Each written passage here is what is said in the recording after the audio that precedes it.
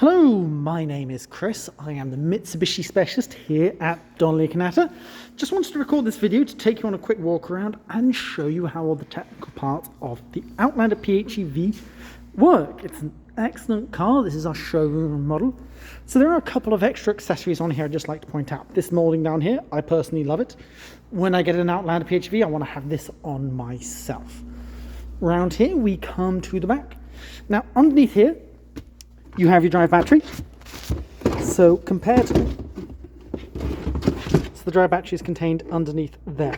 Compared to the gas one, you have lost the rear seats for that electric functionality. Now, the 2020 model, you're looking at getting, I do apologize about this, you're looking at getting 35 kilometers on a full charge.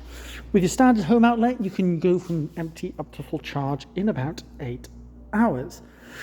Now, the front and rear tyres, these are driven by electric motors. So we have a bit of a prop here. The engine can drive the front wheels as well.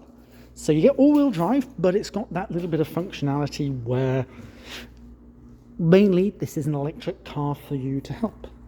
Now, going in, this is kind of where everything happens and where the Outlander PHEV really stands out from its competition. Here you have your gear control. You push it to the side and pull back for drive, forwards for reverse. Behind here, you've got your engine selects. This is where you control both the four-wheel drive system. Now, Mitsubishi they call it Super All-Wheel Control. This allows you to transfer power from the front and back, as well as side to side using torque vectoring. Here you have electric vehicle priority mode. So this is what tells the car, hey, I don't want to use any gas, I just want to use electric power. Now, using that, the car will turn on the engine in certain conditions. So if you're trying to go above 120, you've not got enough power from the electric motors to take you above that. It kicks in the engine to make sure it can take over that. If you haven't run the car in 3 months, it's also going to turn on the engine to make sure your gas doesn't go off. Finally, it'll also turn on the engine if it either gets too cold or you run out of battery power. It wants to make sure that your car's not going to stutter to a stop. Here's where Mitsubishi really separates itself from the competition. You've got your charge and your save modes. This is what can really maximize your range and maximize the gas. So what charge does is it tells the car, hey, I want to use my engine to top up my drive battery. So let's say you're going from home to Toronto. You're looking to maximize your gas usage. You use electric vehicle priority mode, going to the highway. You do your 30 kilometers to get to the highway. Then you're going to put it in charge mode. That's going to top up your battery so that when you get down to Toronto, you can put it back in electric vehicle priority mode.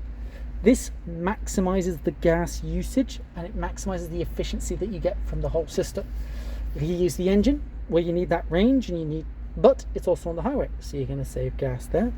But then when you're around downtown, when gas is going to be used much more, you can use the electric vehicle. Now, the standard quoted rate is about 4 litres per 100 kilometers. Again, if you engage with the technology, you figure out how best to use it, you can really, really exceed that. Save works just like charge, but that tells the engine, hey, I want to keep the drive battery at the same level.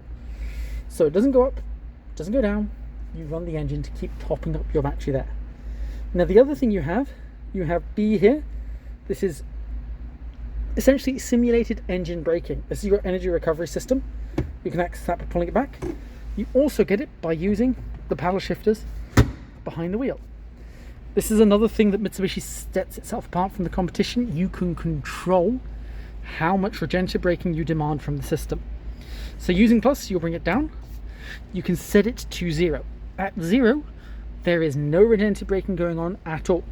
You can just coast down a hill, not taking any energy up the system, just maintaining your speed. From there, you've got 0, then 1, 2, 3, 4, 5. At 5, you've got your most regenerative braking. This is what they recommend for stop and go traffic. That gives you the ability to recharge as much power as possible. You almost don't need to apply your brake in stop and go traffic when you set that up to 5.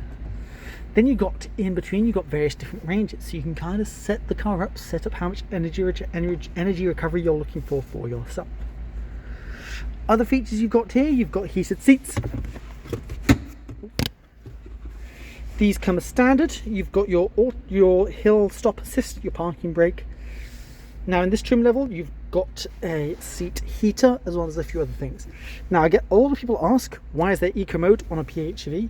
What eco mode does is it affects the air conditioning power. It affects how much the car heats up, how much it cools down, to try and maximize the range that you're going to get out of the gas.